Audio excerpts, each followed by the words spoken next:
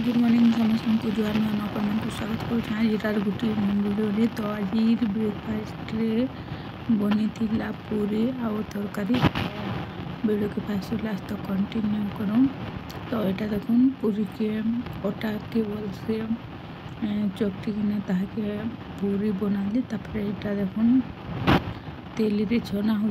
पूरा बहुत कम तेल रे छना हो। हमारे 2-4 दिन है पूरा बहुत ही ठंडा लगुच छुआ मैंने पूरा ठंडा लगुच पूरा आउ कुहुड़ी सब आड़े ढापी जिनता सकालू तो पूरा वर्षा टिके होता आषाढ़ मासर भाया वर्षा होता टिके आउ ठंडा तो बहुत लगुच बाकी हेती लगी आज भाविली पूरी टिके बनामी कहीकिना आउ छुआ मानकर टिफिन रे भी पूरी तरकारी देली बोले आउ किसी नहीं बनेन हाटा घरे भी ब्रेकफास्ट होगला आउ छुआ मानकर टिफिन भी होगला। आउ से तरकारी चना के आगु सीझे कर रखी थी काली संध्यार बोले आज बनवार लगी इजी होगला ना सकालू से तो 7 बजे जासन तो 7 बजे भितर 2 जन को टिफिन बनाबार हेते इजी नहीं हेती लगे तार आगु सीझे सुझा कि रखी थी आ मसला भी बाटी कि रखी थी बोले सकालू जल्दी उठिकिना नाश्ता बनाबार लगी मत इजी हो जाए। सकालू जिन ठंडा लगुच नहीं कहना बाकी क्या करमा छुआ मन को लगी तो उठवा के पड़वा और नाश्ता बनवार लगी पड़वा तो हेती लगी संध्यारू सबू चना आलू के सीझे सुझा कि सब रखी थी आ मसला भी सब अवेलेबल थी